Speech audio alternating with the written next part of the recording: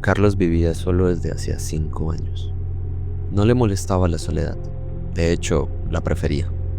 Su trabajo como programador le permitía estar en casa la mayor parte del tiempo, y cuando necesitaba comprar algo, lo hacía rápidamente y volvía antes de cruzarse con demasiadas personas.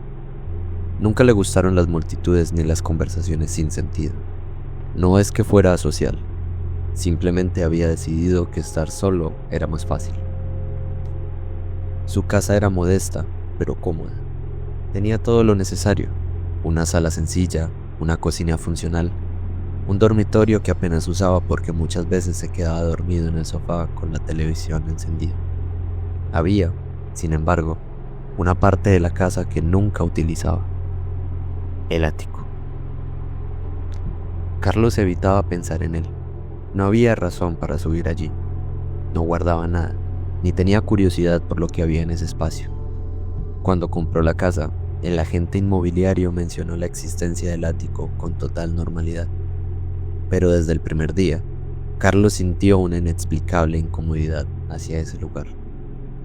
Cada vez que pasaba por el pasillo donde estaba la escotilla que llevaba al ático, sentía un escalofrío recorrerle la espalda.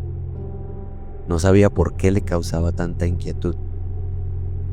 Quizá era la idea de que allí arriba había un espacio oscuro y cerrado, lleno de polvo y de silencios. A veces, cuando la casa estaba en completo silencio, creía escuchar un leve crujido proveniente del techo, como si algo se moviera ahí arriba. Se repetía a sí mismo que era la madera ajustándose, el viento colándose por las grietas, pero el pensamiento nunca lo tranquilizaba del todo. Una noche, mientras leía en la sala, sintió un golpe seco justo encima de él. No fue un crujido normal, sino un sonido fuerte, como si algo hubiera caído. Se quedó inmóvil, con el libro abierto en sus manos y el corazón latiéndole en los oídos. Esperó, tratando de convencerse de que había sido su imaginación. Pero entonces, el sonido se repitió. Algo había allí arriba. Carlos miró hacia el pasillo. Desde su lugar podía ver la escotilla del ático, una pequeña puerta cuadrada en el techo con una cuerda colgante para abrirla. Nunca la había tocado, nunca había sentido la necesidad de hacerlo, pero ahora, una idea comenzó a crecer en su mente. Quizá alguien se había metido en su casa. Tal vez un intruso se había escondido en el ático y ahora esperaba el momento de bajar. El pensamiento lo aterrorizó. Se obligó a razonar. Es imposible, se dijo. La casa estaba cerrada con llave. No había visto ninguna señal de entrada forzada. Sin embargo, no pudo evitar imaginar un par de ojos observándolo desde las rendijas de la madera. Intentó ignorarlo. Volvió a su lectura, pero ya no podía concentrarse. Cada pequeño ruido en la casa lo ponía en alerta. Se levantó, dio vueltas por la sala, fue a la cocina a beber agua, pero la tensión no desaparecía. El ático estaba allí, esperando. A la medianoche, el sueño venció su miedo y decidió ir a la cama. Mientras caminaba por el pasillo, sintió un impulso irracional de mirar hacia arriba. La escotilla del ático seguía cerrada. Se forzó a desviar la mirada, pero antes de entrar a su habitación, tuvo la sensación de que si se quedaba allí un segundo más, la cuerda de la escotilla se movería sola. Cerró la puerta de su cuarto rápidamente y se metió en la cama con el corazón acelerado. Esa noche tuvo un sueño extraño. Soñó que despertaba en su cama y que la puerta de su habitación estaba abierta. Afuera, en el pasillo, la escotilla del ático tambaleaba suavemente, como si alguien estuviera empujándola desde dentro.